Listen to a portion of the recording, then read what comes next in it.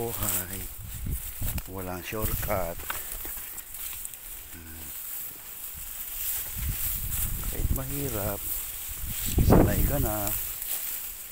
Habang ang iba dyan, relax lang.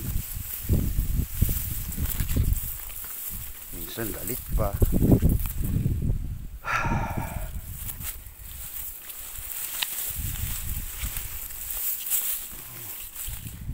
Ito po yung buhay namin dito sa bukid.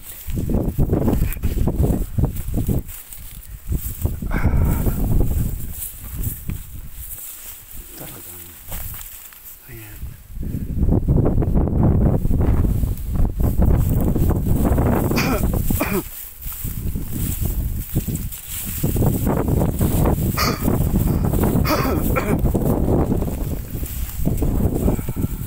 Daanan parang mga daan ng mga minsan lang daanan ng tao. Pag nagkamali ka dito, gulong ka.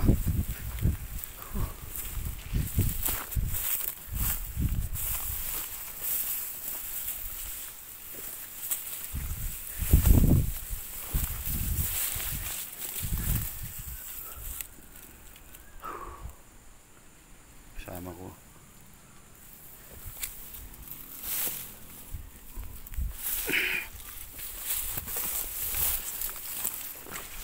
Kailangan dito malakas yung paa mo. Hindi biro yung ano. Tutulis. Tatalas ng mga anong bato.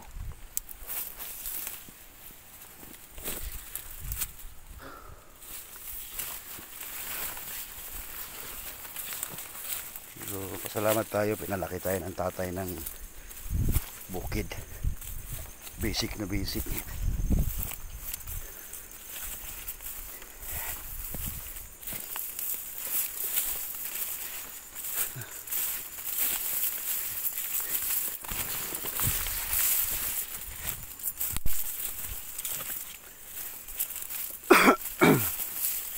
Ayan.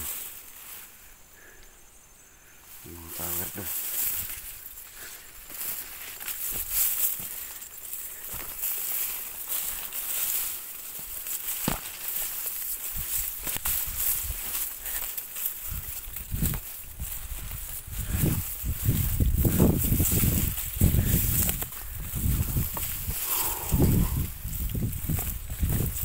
Ito yung pinakamahirap na area. Yung kasama yung mga tao ko na nakapag girlfriend dito sa bundok na to, kahapon lang sinabihan niya hiwalay na raw sila kasi sobrang hirap talaga eh. Ayun o, madulas yung daan. Kailangan wala kang makakapitan dito. Matalas yung mga bato. Saka yung mga kahoy dito may tinik. Kailangan mo ng mga teknik paano bumaba. Ayan o, yung mga kahoy na may mga tinik. Ayan o, yung mga tinik yan. Hindi mo pwedeng kapitan.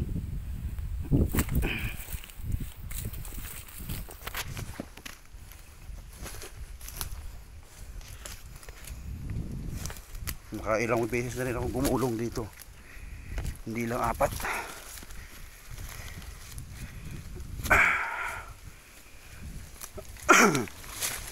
Hindi ka rin pwede magchinelas dito kasi yung bato matalas. Ayun, nakakasugat yan o. Marami na akong taong nasugatan dito. Ito yung isa nahulog, gumulong dito, tumama rito, buhay pa naman.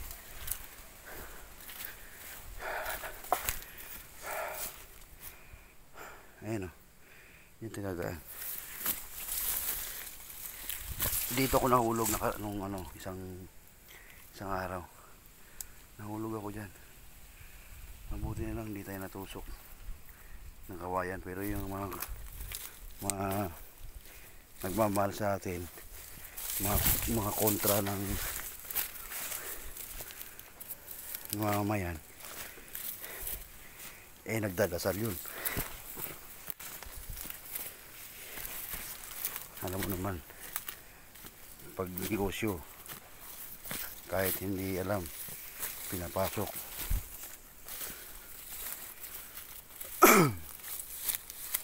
Ito.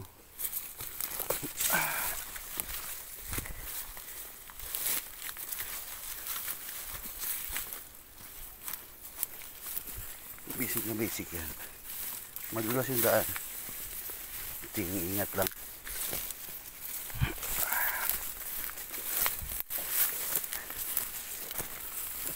Kahapon umakyat sila rito, kaya lang palpak eh, so kailangan ko rin akyatin kung ano yung natapos nila kahapon.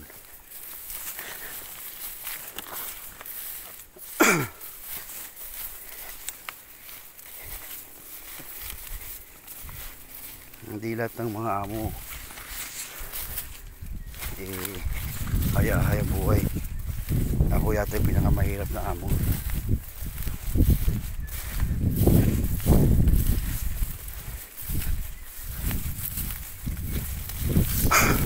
Maganda na air fresh.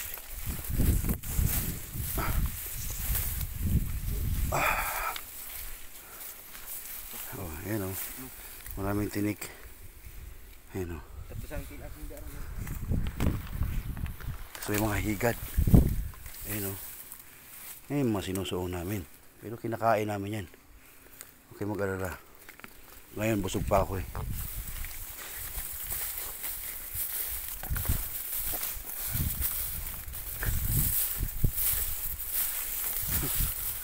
Basic Brad.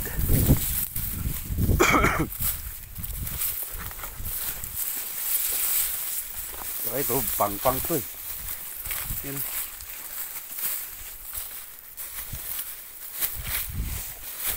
Hindi naman siya kataasang bukid. Yung bukid namin sa Cagayan eh, basic lang yan. Basic lang to.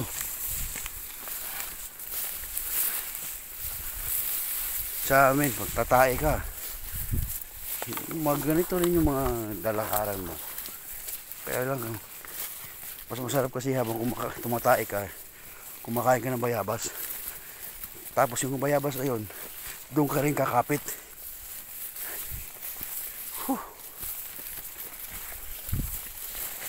Ayan. Ito yung highway sa amin.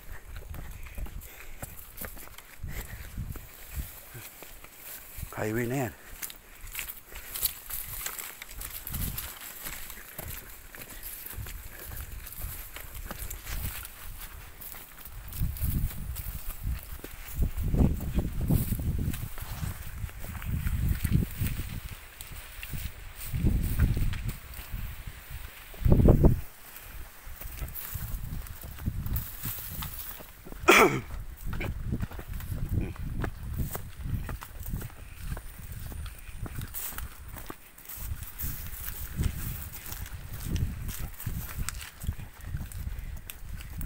Tatlong kilometro o yung lalakarin namin.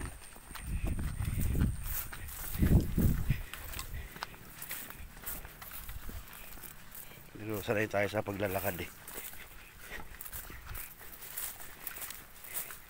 Rick, kaway-kaway naman dyan, Rick. Ito pala si Dodong Rico. Rico siya sa umaga, May siya sa gabi.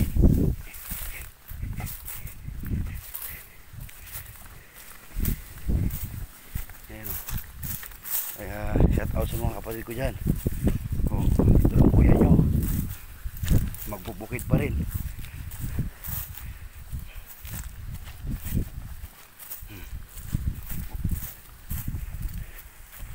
Sana nagpaaral sa akin yan. Magbubukid pa rin.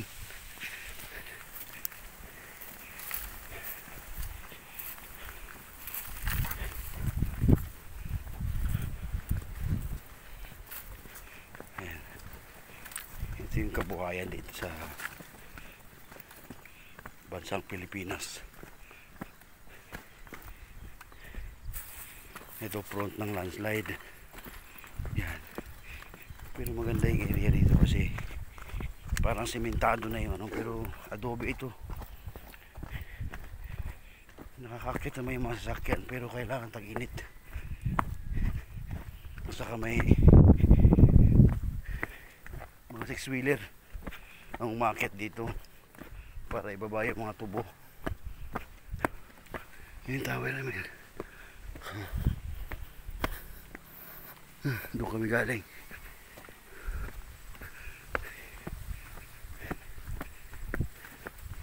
Bibidyo ko ito hanggang pababa para makita niya yung hirap minsan ng buhay. Akala nyo chill chill lang, pero kami nakikibaka pa rin. Ayan. Kahit may sakit, kahit holiday, basta negosyante, wala sa amin yan. Mahalaga bigay namin yung serbisyo sa aming mga customer. Minsan galit na galit pa, minumura pa kami. Kulang na lang bayaran yung kaluluwa namin. Pero kahit ganun pa man, chill lang. Mahalaga, huwag naman kayo sana mag-delay-delay ng bayad. Para naman may pampasweldo ako. At yung alam mo naman, yung mga tao ko, hindi gagalaw yan na walang na utang-utang. Cash yan.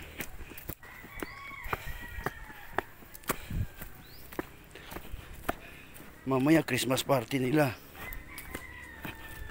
Umakyat ako ng bundok para lang asikasuhin yung client kasi ayoko nang abalahin yung mga tao ko eh. Natapos na nila yung sawaw. Natapos na nila yung obligasyon nila kahapon.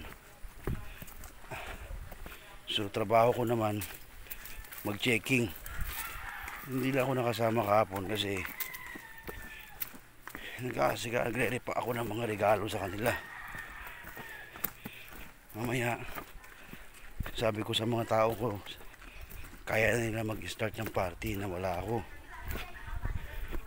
Importante masaya sila, mabigyan ko sila ng konting regalo. Alam mo naman, minsan lang yan. Ayan, tayo sa sasakyan.